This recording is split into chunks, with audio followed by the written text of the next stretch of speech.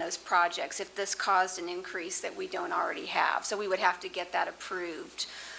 If we've already got it approved for one project, you can't take the funds and use it on another project without authorizing the money for that other project. And that's always been true. That's not just based on our new policy. That's typically why we temp note projects first, so that if the financing is less than, we aren't bonding amounts that we really don't need, because we can pay those notes off and only bond the actual amount. If we bond the total amount and we don't spend it, then we have to go through a reallocation to reallocate those funds, which we did on some of the stimulus bonds. We reallocated some of that funding to other projects.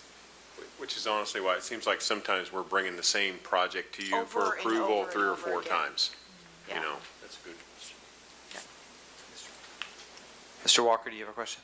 I apparently thought that we were trying to get clarity on another topic, which perhaps we can get that at the time during the budget of what is the administrator's limits to adjust line item amounts, non-capital improvement project type of expenditures. We've had plenty of debate over the last year about some expenditures that were made where money was moved that had not been allocated for that particular, or expenditures delayed that the commission had approved under the statement that it was personnel versus whatever. And I think that we need a clear definition in this year's budget of what those limits are. You know, don't look, you know what I'm talking about as well as I do. Well, I'm curious. We just adopted a policy in December that specified those limits very clearly of $50,000. And so it is clearly $50,000 on any line item. Yes. That's what we adopted. That's what I voted for. Yes. Yeah. So we have and we've been bringing that back to the committee now, and there are different approval thresholds. If it's an emergency item that comes up that's like $75,000, then I'll sign it, send it to the mayor, he can sign it, and we move forward with it. That way that can be done, but then that goes to the committee. If it's a non-emergency type basis, then it has a different flow process. It can go to the committee, they can see it, we can approve it, But and go from there. That doesn't, what I'm getting at is that does not apply in capital. Sure it does. Yeah. Sure. You find out a project costs more than $50,000 more. You don't go ahead and spend the money. You come back to us before it's spent and before we bond it. Yes. You know, Or do you do it at the time of bonding? And notice is that it's, once we get to bonding, we've already done the project. So if we're going to work on one of these projects and we have $100,000 approved for that project and it's going to cost $150,000, then we have to do an amendment. And $125,000, that's an authority of mine to approve. If it's $175,000, then that's going to come back to show for an amendment for the committee to approve. An exception of an emergency could be, let's say we're doing a storm repair or sanitary sewer repair. They're in the ground going, and they could find something that could cost that much, be an overrun right away. Yeah, we're going to go ahead. They're going to bring it in. We're going to say that's a public safety issue. I'm going to review the situation, authorize it, and go. Then report that back to the commission at the next month. thank you. Well, and something that should be noted as well, and this has always been a policy. We get on the Standing Committee for Finance gets a report, is it quarterly, of budget adjustments less than, of all sizes. So like departments still have authority within $10,000 to move items within line items. But any decision that the administrator makes, regardless of the amount, is going to come back in that quarterly report and at least be reported to the commission. It all comes back to the commission. It's whether it comes back as a report or whether it comes back as permission. And that's the threshold numbers. But and that report is sent out in the agenda to every commissioner, even though it's a finance team that reviews it. Every commissioner gets those agenda packets that has that budgetary revisions, because the budget line items are moving throughout the year constantly. This happens absolutely all the time. Projects are more expensive, unfortunately not enough or less expensive, but they continually come back, and we see those regularly. And so that's very important for the commission to know. And if there is an allocation, even if it's $10,000, that seems out of place or inappropriate, we have the wherewithal to address that. Lou's got the copy of that information there. I think you can see it right at hand, Commissioner. Thank you. Good questions, good clarity. I really like that process. I think it's working well for us, so. Yeah. So Mayor, that report you're talking about that was given to us, was that before the new policy or after? Well, we always receive that report, but the criteria of the dollar signs that triggered commission action are what changed with the finance policy. How often did we receive that report? Quarterly. And you were not on you just came on the finance team this time last year. So the prior 6 years, you were on a different committee. But it still came to all of us. It still came to all of us. We all got the agenda packets. But it was reviewed by that That particular standing committee, standing those 5 commissioners reviewed it. That's right. Okay.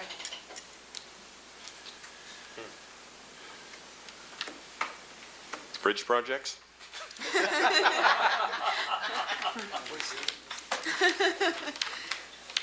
Let's see, on this, on page 2, there is one new item for 2014 amended, and that's a roof replacement for City Hall. And then an increase, under the bridge projects, there is an increase for the 55th Street Bridge over Nearman Creek.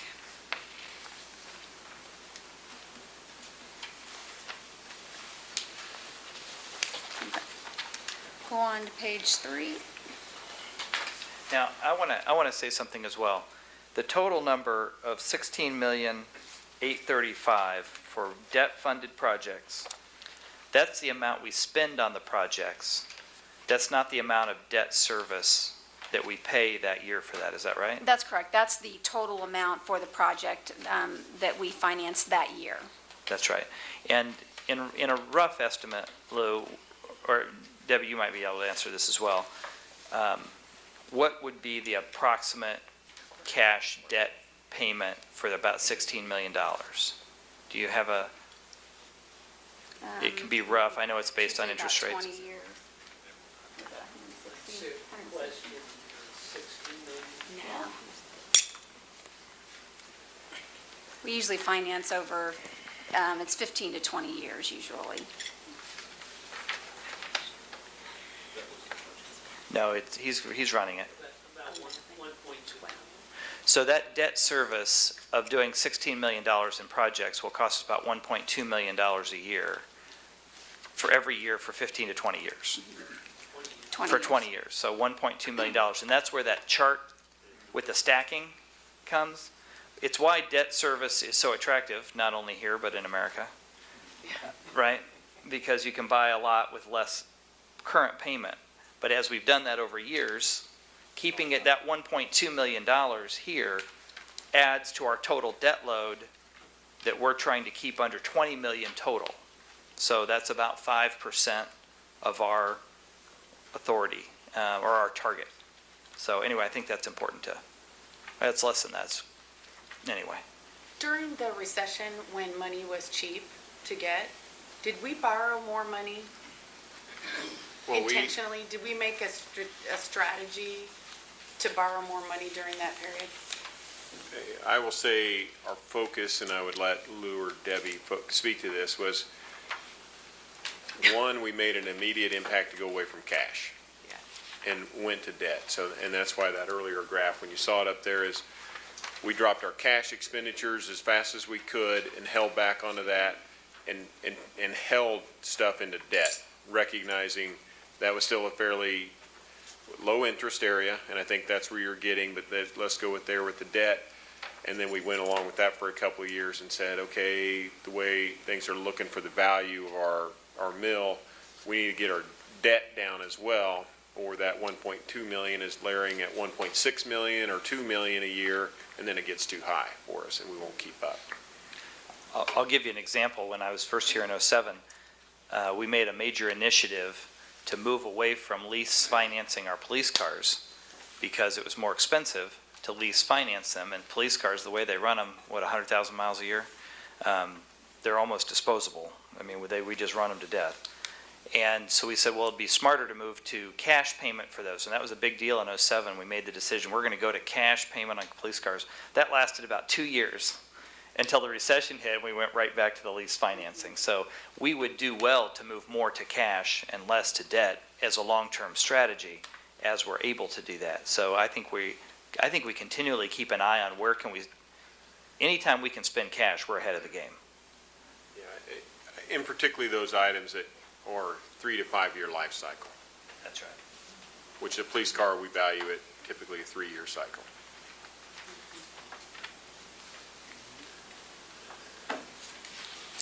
Okay, so I guess that moves us from, we were on page, let's see.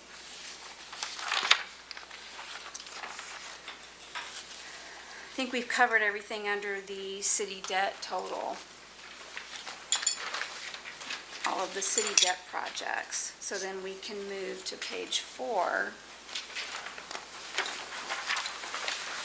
And this starts the other funds that have special revenue or separate revenue sources that pay for their debt.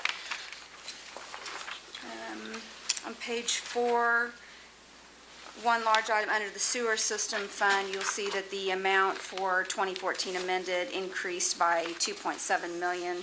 That was for relocation of the sewer maintenance. That was moved up from the 2015 so that they could start, I think design was planned in 2014 with construction in 2015.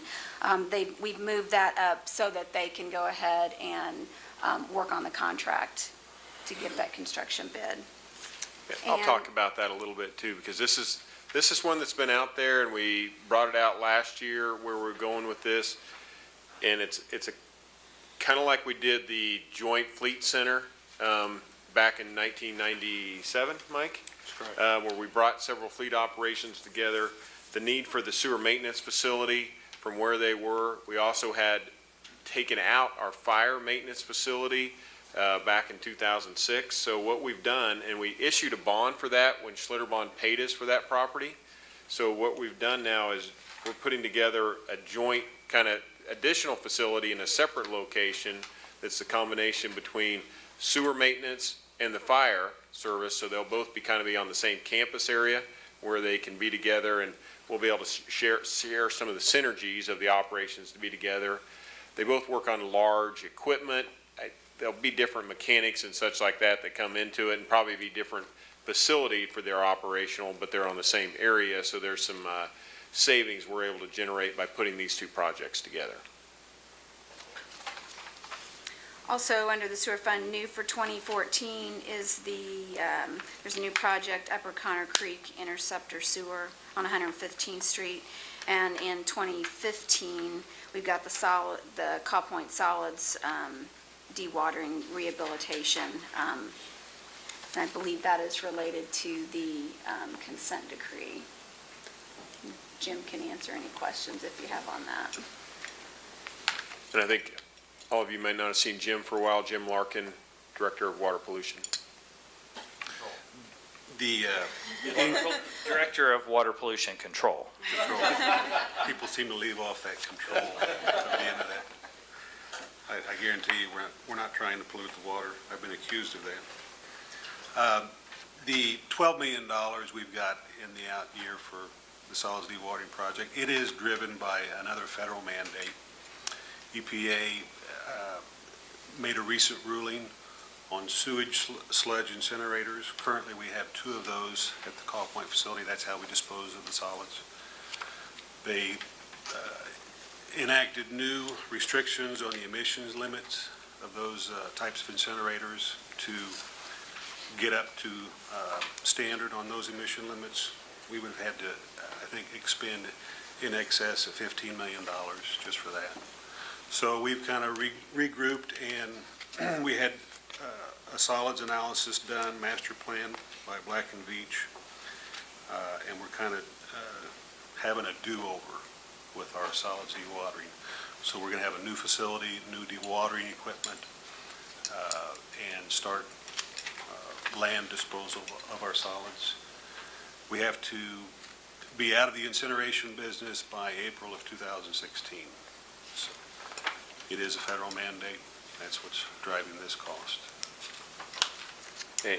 And I will say, what we're projecting as we're going through with sewer system, the debt, the operation of it, all the federal mandates that keep flowing down to us from this area. I wouldn't go in there and start, but as they keep coming, right now we're projecting that the budget will include an additional 7% increase for charges in this area, which we have been doing on an annual basis, and I think that's where we're still continuing to target that I would anticipate building into this year's budget for sewer system. Is there additional cost annually to disposing of it on land and as opposed to incinerating? Is it a net neutral in terms of operations? It's actually somewhat cheaper for land disposal, just because of the O&M cost associated with incineration. Typically, we're totally rehabilitating one incinerator about every 3 to 5 years, so they're very costly to run. Are these, is the new plant going to be capturing methane and other gases that are usable? No, not at this time. Some of this money is allocated for digester rehabilitation. That's kind of a misnomer. We have anaerobic digesters down there at this facility. They're not used as anaerobic digesters. They're used as just glorified holding tanks for sludge. That is something we'll look at in the future, possibly doing anaerobic digestion because we can reduce solids. It didn't make sense to do this historically because doing anaerobic digestion, you remove a lot of BTU value from solids. And incinerating solids, we want as much BTU value as possible. So that's something we'll look at in the future. Thank you.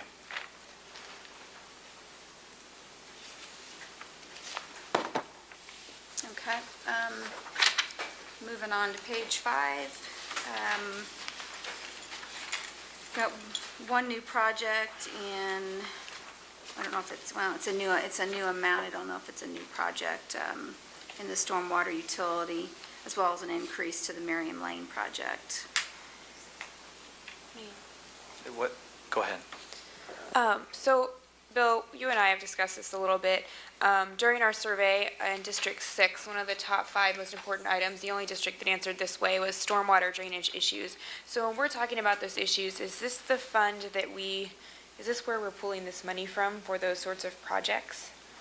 That's correct, and there's both a debt side to that fund and a project's cash side from the stormwater utility. So I notice here we have sort of a category for these new future stormwater enhancements, which I'm hoping is part of the aim of dealing with that 6th district issue, because I note actually none of the listed projects are in my district. So I'm sure they're all drainage issues that need to be addressed, but not a single one of them addresses what's going on in the 6th district where it was a priority issue. So just of note.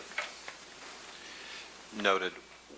The projects that are specifically listed, you could go back years and years of CMIPs and see that these had been on the CMIP, always kind of pushed into the out years. So we are committed to progressively getting into the neighborhood stormwater improvement projects business. That is not something that we have historically had the kind of steady, 1 or 2 good projects a year that you can really go and look at and say, this was a neighborhood that complained and complained for decades, and check it off the list. That had not been as robust. We are getting them. We are getting the projects in the door. We're getting poised to get them out the door. And we're getting to a point where we can start seeing additional projects being added. And like the discussion with the streets, is we need a process to work with the standing committee so that just because I know the name of a project doesn't mean that it gets priority 1 versus something that may even, be more severe. But also, these are harder to cost estimate. Streets, I can kind of give you a guess without too much work. Storm drainage, we have to do some studies before we can even get our arms around them.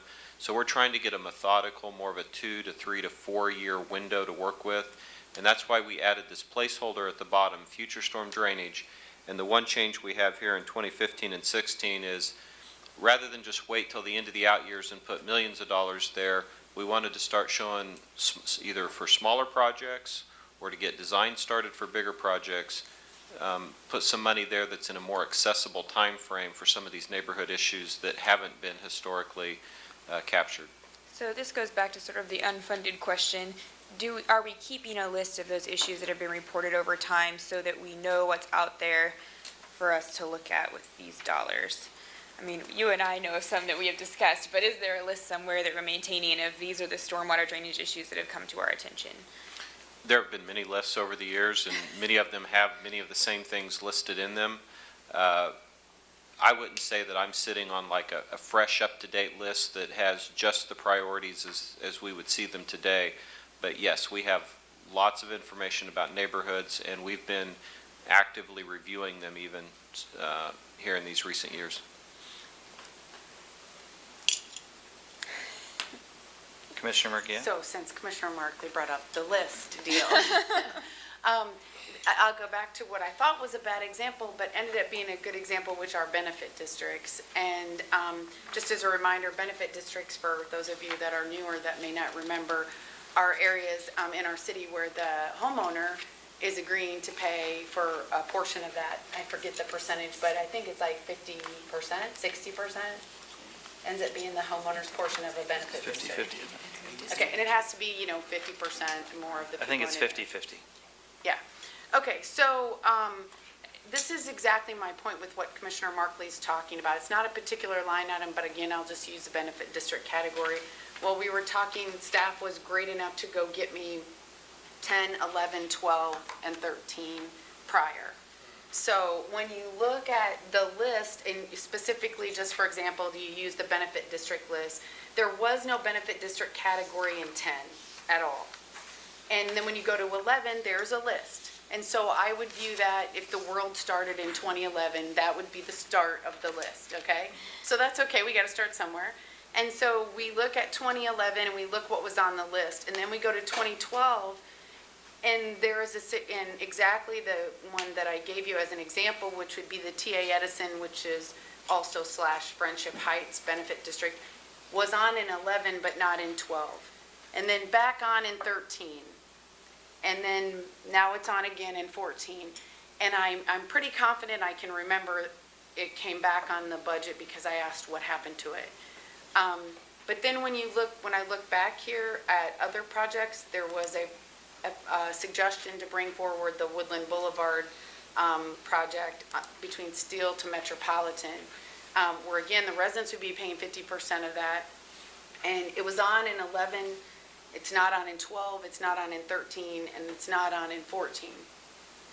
So I think that, there's other ones, but it doesn't matter. You get the point that it's about keeping track of your projects. And I have learned the lesson the hard way, and this is maybe a message to the new commissioners. I used to keep a separate list at home in my own documents, but that doesn't mean anything when you bring that forward to administration, because Doug, as you're smiling, you know that you're going to say, well, that's great notes, Commissioner, but I don't see anything that the commission approved.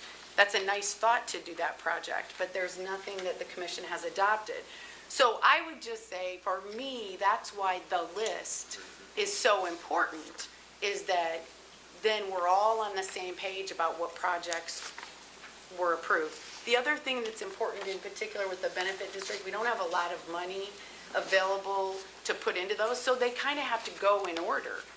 And not one neighborhood is any more important than the other one. So for example, West Height has been on the list forever, which I think is in Commissioner Maddox's district. So it's been on the list for a long time. So obviously, first come, first serve, I think, in this deal. But when things are taken off the list, my concern would be that they would go back to the bottom of the list, so they never really make it to getting to be a benefit district. just an observation. And how, and I didn't mean to cut in, but how? Can you speak directly into the microphone, please?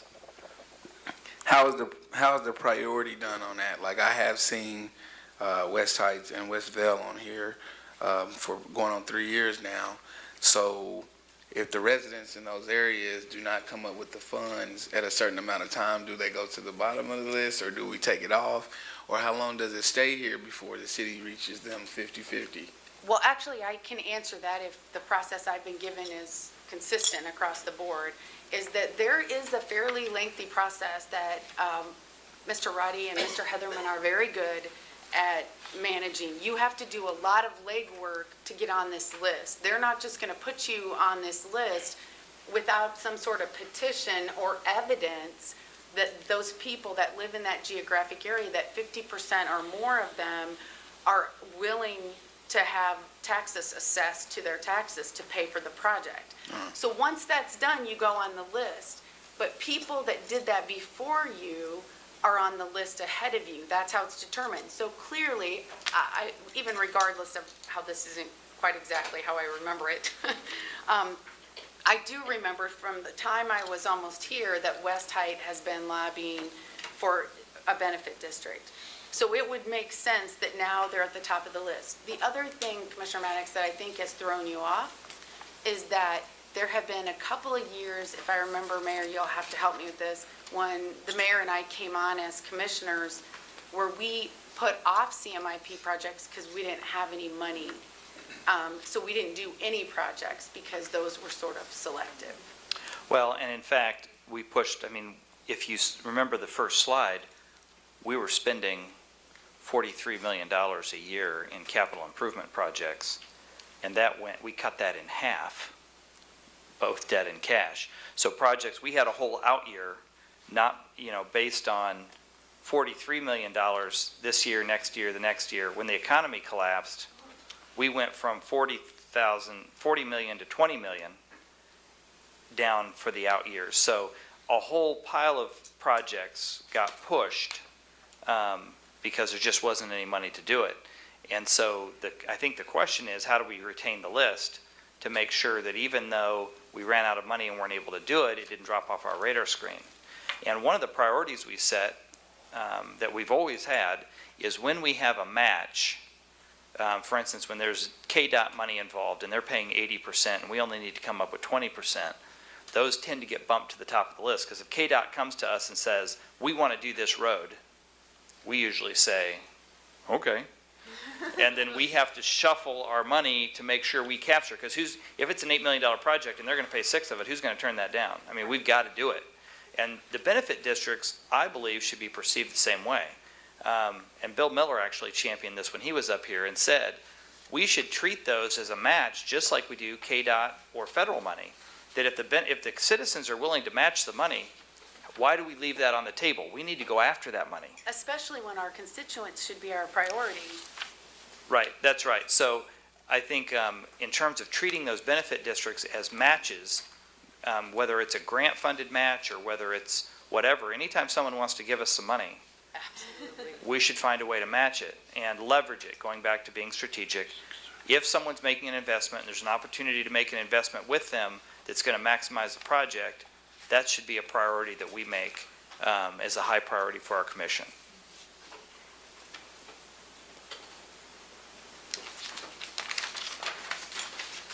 I would just ask your team, Doug, if there's a way, and we've already touched on it because I don't want this to drop off the radar.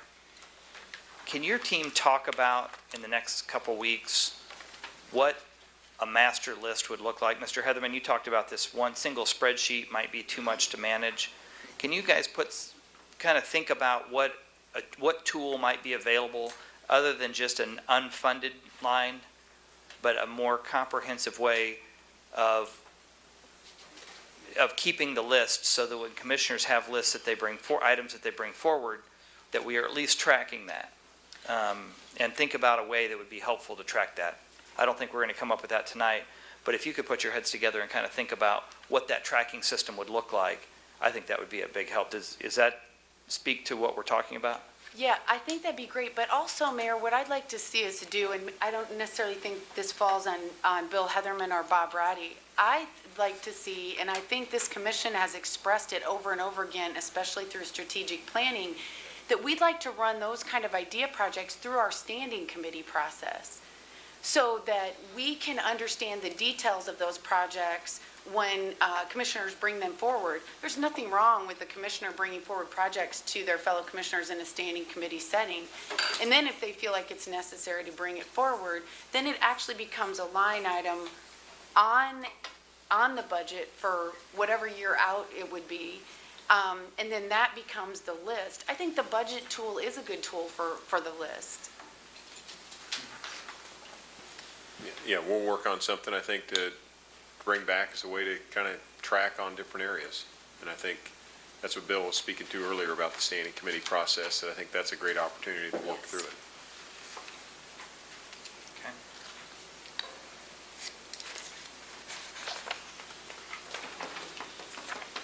Debbie, I think we kind of jumped around a little bit. Are we down through stormwater utility and probably just about through? I mean, we have the additional debt items that are on here. I think as you look at, Most of the next page just shows grants, as well as, we have a section called economic development, and that's more for projects that have an outside funding source other than our general obligation debt project, page 6.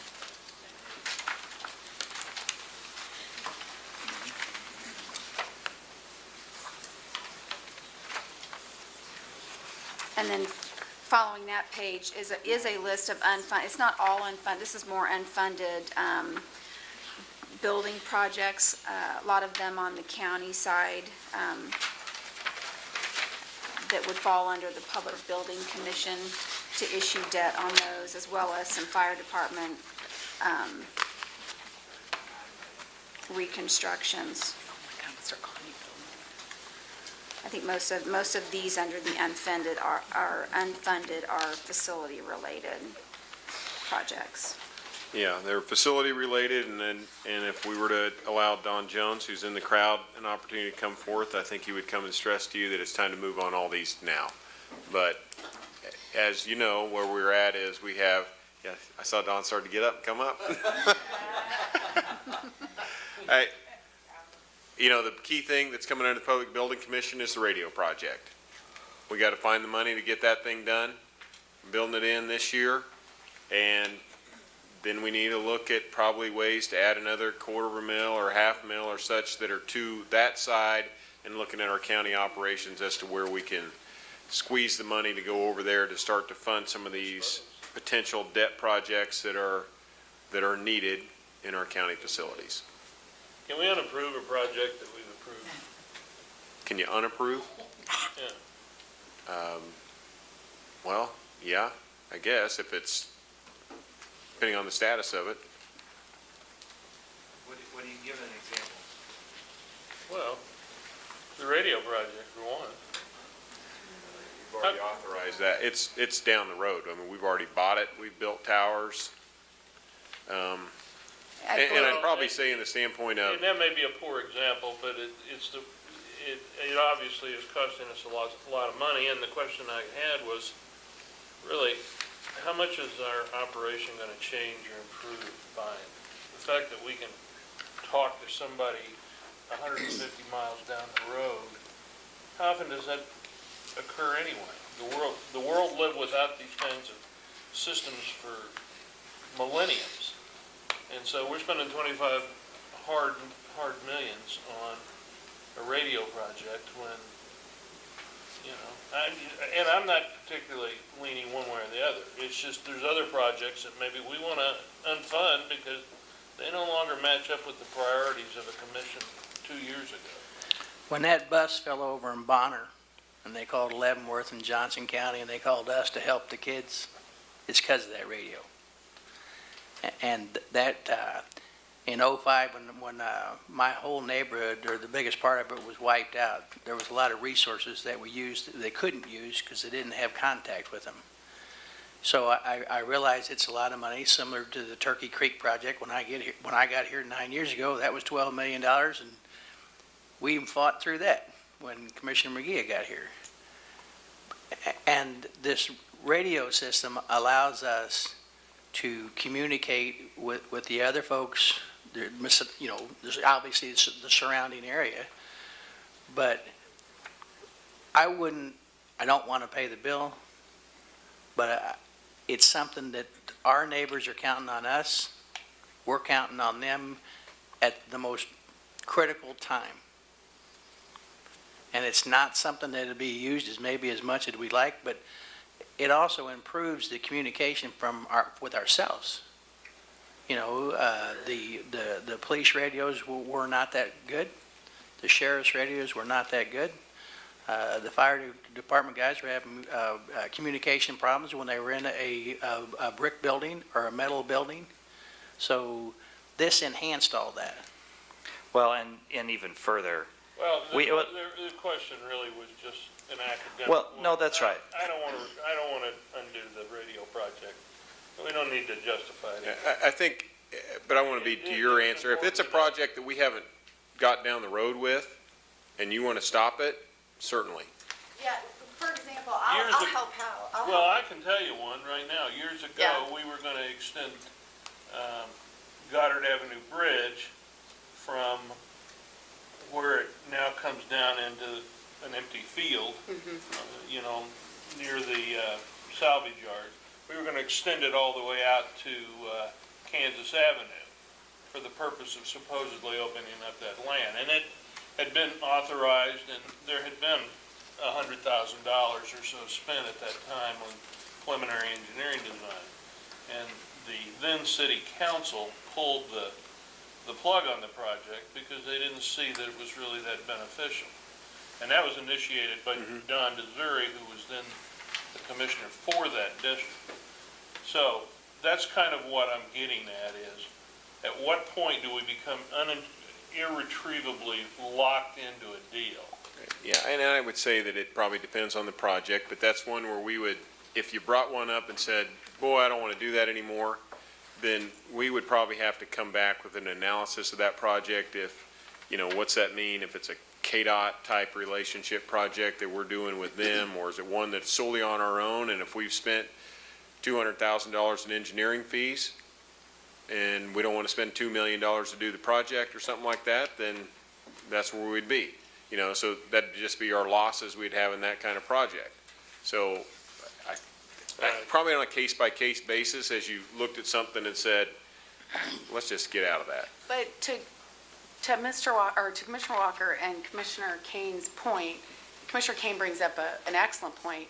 Turkey Creek was approved years before I was elected to office, and this government had been working on that project for years prior to me being elected. The year after I was elected, Commissioner Miller proposed us cutting the project off and not doing it any longer. So there have been, and there were millions already invested. Now, after staff brought back the analysis where 80% of that, or I think 90 or 80% of it was being grant funded, it was back to the mayor's point, which is it's pretty hard to argue with, though we see a $9 million, whatever, $6 million expenditure, that's really not our $6 million. That's not all of ours, that 80 or whatever, 90% of that's coming from a grant through the federal government. So I'm just saying I agree with how the deal is. It's just about process. You can bring forward ideas that you're not going to fund a project. Not that anybody's suggesting that. I would think what's more likely is the example that Doug gave. I remember the discussion on Turkey Creek, because I think we spent $30 million on Turkey Creek over time from our budget, and it was a $120 million total project. So we had a massive capital investment in that. It's our largest capital improvement in the community to date.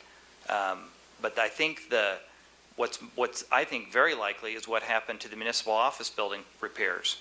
We spent money on engineering, thinking it was going to cost X amount of dollars. It cost exponentially more, and we backed away from it. Same thing with the courthouse. Wouldn't it be nice to make that fourth floor courthouse look nice and usable? Got into the engineering, spent some money, and came back, and the commission backed away from it and said, we're not ready to spend $7 million over there. So I think that was the number at the time, though it's probably double that now. But I think that's a very likely scenario that we say this is a priority, we want to do it. We move forward with the engineering, which is always the first part of it, of a project, and we get into it, and it turns out either it's not going to have the benefit that we want, or it's going to cost so much more, it's going to bump other priorities. And I think we always need to be prepared when we spend planning money or engineering money, knowing that the final expenditure is contingent on that working out the way we anticipated. Because we have to be dexterous enough to step back from projects that are not going to be beneficial for our community. Mayor, where are we going with this tonight? What is the ultimate outcome that you're trying to lead us to?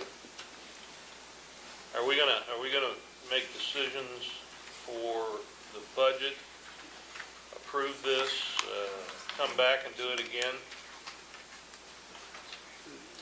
Well, I would say from my perspective, Commissioner, I was hoping that as we've gone through these, it gives you a good feel for just how I'm looking to build this budget for a recommended budget, and if there were areas that you had major exception to, that you would be bringing that out to me tonight, making sure that's clear, or generally understanding this is the direction of what I'm thinking is going to be built in. I'm hoping we can get it all in the way it is, because I know we got a pretty restrictive budget to build forth, so I'm trying to stay below the debt cap that we have built in there.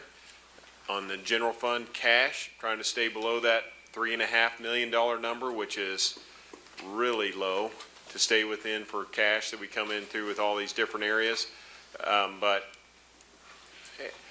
I can't sit here tonight and say I can guarantee I can get all this done like this, and I think so, and if it didn't, those will be things we'll clearly point out as probably come down into the final months. This is May 22nd. You know, we get toward the end of June before we finally get the final certified numbers from the appraisal about where our numbers are. So it's through the month of June when finance staff and administration start to work together a little bit more to say, okay, here's our good numbers as to where we're at. This is how we can put this thing together. So, yeah, if I'm going astray in a different direction, I would really like to know that tonight. Well, I think Commissioner Markley and I share the view that you don't include enough projects in the Turner area. We've paid taxes since 1966, and we'd like to see a little more money spent out south, wouldn't you, Commissioner Markley? Of course I would. But I'm really happy about Oak Grove Road.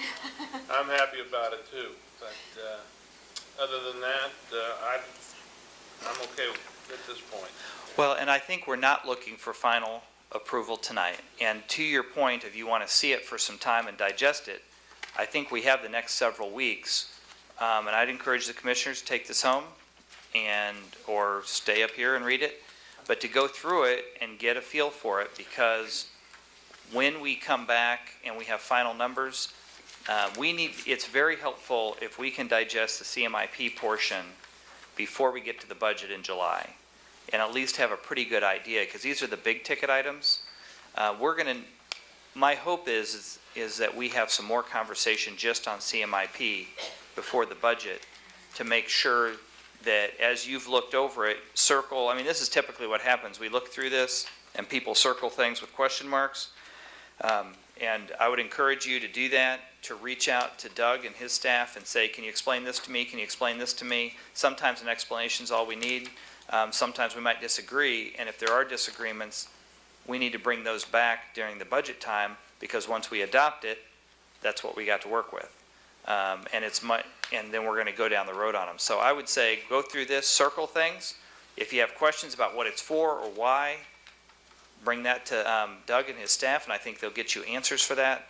And then so that when he comes with final numbers, we're in the target area. I mean, you had how many $1 million worth of requests? I mean, our needs are what, 50 million, and we've got 5 million. So, Does this current amended budget address that development project that we talked about last Thursday? Does it address that? On Minnesota Avenue? Yeah. Yes, it does. Under what category was? It's on the Very first page. Number 19. It's under the reconstruction section. What it does is allows for $250,000 in this year for us to move forward with the engineering and such, the planning, and then have 1.2 million for next year.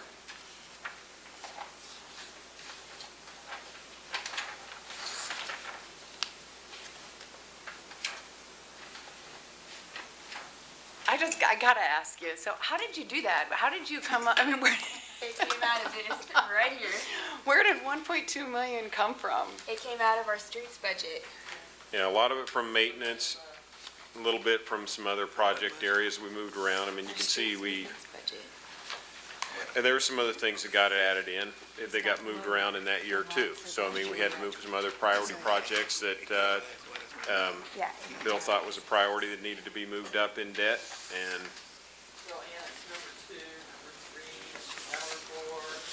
Number 1.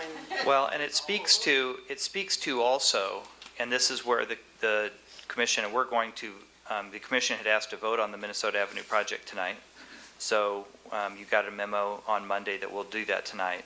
But it speaks to the question of if we have, if we have a strategic investment that's going to leverage another private dollars, whether it's grant dollars, KDOT dollars, federal dollars, or economic development dollars, that those are priorities. So this is an opportunity for a strategic investment if people agree with that strategic investment, right?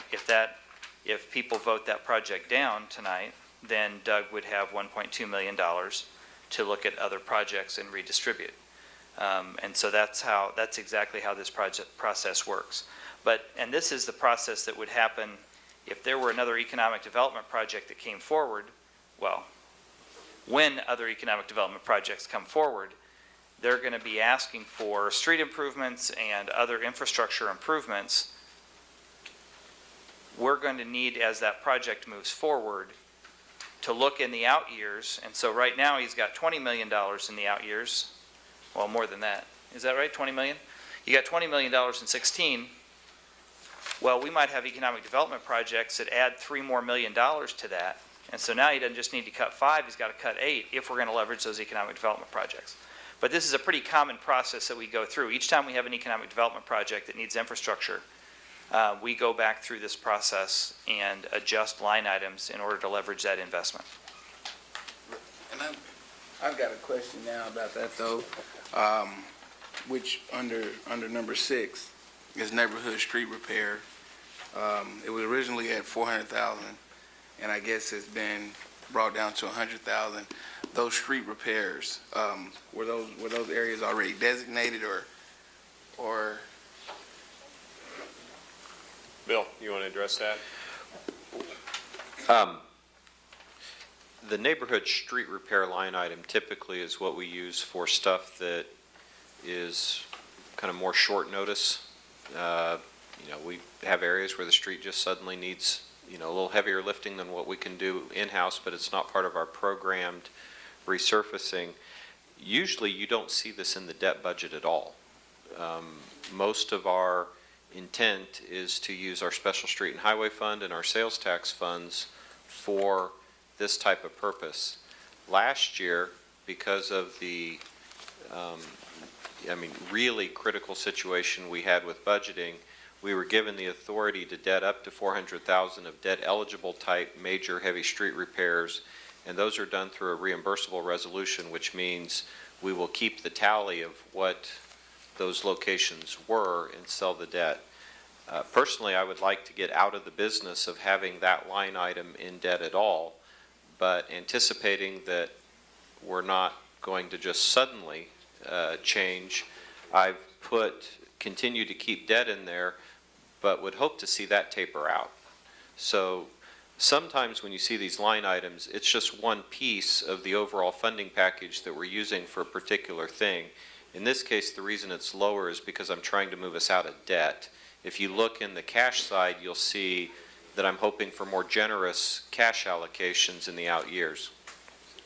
Okay, so I guess my other question would be though, in previous years, how much has been spent from the neighborhood street repair? And then, if you have any recollection of that, in what predominant areas is that funding used for street repairs? Commissioner, I think I'll have to get back with you. It varies dramatically every year. in terms of where issues might arise. Okay. Well, that's just a question, maybe moving into the budget, if that's something that we heavily rely on, especially in areas in the urban core, and I guess you'll give me that information from past spendings, then I would like for us to look at some other things possibly that we can maybe take from, a little bit from, to make sure that line item still stays where it is if it's something that we heavily rely on. Commissioner, I might note, and I think Commissioner Markley was very astute in pointing out, there's some, when you see that line item, neighborhood street repair, backward as 1306 plus street, ST, and I don't know, Debbie, we may want to put plus ST and then plus dedicated. Well, I think that was supposed to be sales tax, but there's also money in the street and highway fund. So for that. I there's- believe for 2015, there's no money in sales tax for that line item, but I think there might be for outer years. But in Right. the street, let's see. Well, I think one easy way, if you just flip this sheet over to the back, No, it turn is this whole actually package funded in over this to the in back, this and sales you'll tax see on fund. there, neighborhood street repair. So you come across where in 2014, it's 150, but in 15, we're planning 325. So that is an area where we're balancing it, providing we can make these numbers all work within those funds. It does get it back to a closer amount that's equal to what we spent what we're spending this year. And then there's another 100 or 150 in street as well. I think that's more of a Right, it's consistent number. 100, right. Thanks, sir. Any other questions for tonight? Yes, Commissioner Townsend. Excuse me. Thank you. This goes back to the project on Minnesota. Just looking and trying to understand this again. I know we talked about moving things as priority and opportunities dictate. I was wondering the $1,200,000 that's shown for the Minnesota Avenue Project 6 to 8. This is an addition or move up to 2015, right? Is it offset by the $1,200,000 that is related to, on page 2, item 3345, priority traffic signal replacements? So are we saying that we're going to advance 1.2 million in 2015 for the Minnesota project and delay or put off whatever engineering project we were going to do Well, that at was, 3345, or just did it happen to be it's a 1.2? partial one. There were $400,000 in that year, I believe was what the numbers we had for next year. We've determined that that would be a project that we can delay on those replacements into 2016 and put it out. Bill, does that cover that? That particular program is one that we instituted a couple years ago to start just a steady program of replacing the older obsolete traffic signals, which the Minnesota project will result in 8th in Minnesota being replaced. So we're funding the traffic signal there out of the 8th in Minnesota budget, but there's nothing magic about the exact year right now in those programs, as long as we maintain some kind of steady average commitment to it. So it was one that could easily be part of the mix of making this work. So we just haven't got real steady in that amount yet, but we're working toward it. All right. Any other questions on the CMIP process? This is not the last you'll see of it. Please go through it, read it, and circle things that you have questions about. Bring those to the staff. Let's get all those questions answered. And this is not the last bite you're going to have at this apple. There is an opportunity as we move forward to solidify this. We have not solidified our budget, and this is a core piece of our budget. All right. If there are no other questions with that, I don't see anyone else raising their hand at this point.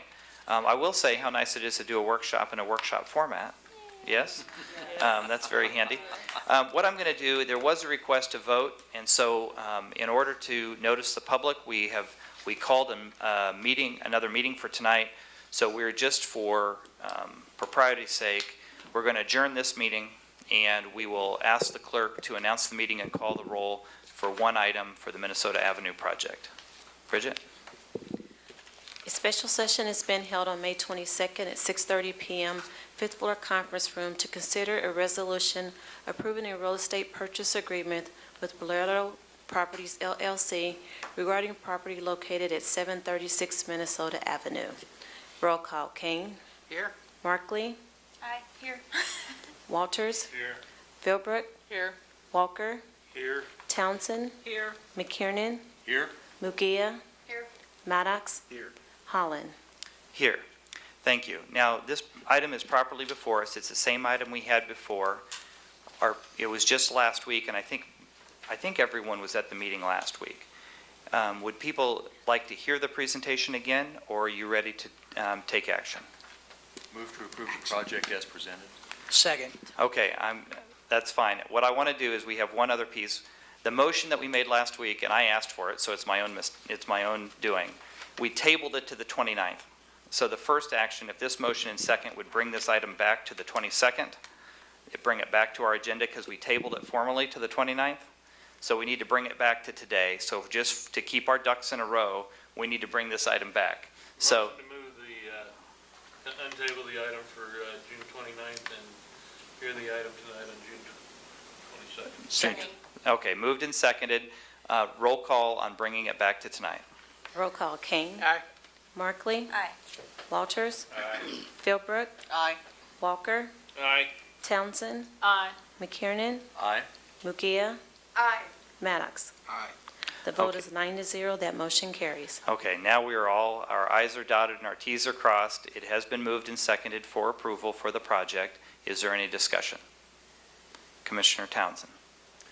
One of the things that I wanted to get a better understanding of when this came to the standing committee is where the money to do the upgrades to the streets will come from. And I know we talked about them moving it. Can anybody just identify, while we have this in front of us, what we're looking not to do, or where this money is going to come from? Just, 3 or 4 things. I'd like to have some sense of what we are offsetting. Okay. I thought that was one of the benefits of being in this place. That, I would just really like to know that. I know it would be an improvement. We all want to see that, but I would just like to have some sense of what we are pushing back or foregoing right now. Okay, I'm going to just hit a couple general ones, and one is the one you just mentioned, was some of the signal replacement work. We moved $400,000 out of that area. Now, we'll still be doing an urban signal with this project, so those signals cost $125 each or so, Bill? So, they're fairly sizable in the mix of each one, so that still allows us to do some signal replacement. It's just targeted for that one project, so that's $400 that came from there. We moved $300 out of the neighborhood street resurface, so that went from 2.2 to 1.9. Some of those the annual arterial collection resurfacing was reduced a few $100,000. I think those are some of the general line items of which came through. Bill, you want to, any other That's big correct. ones? Okay, thank you. Certainly. Commissioner Kane. I think it's also important that and I didn't know this till today, but these folks are not just interested in just the east part of town. They're interested in starting to come here and work their way west.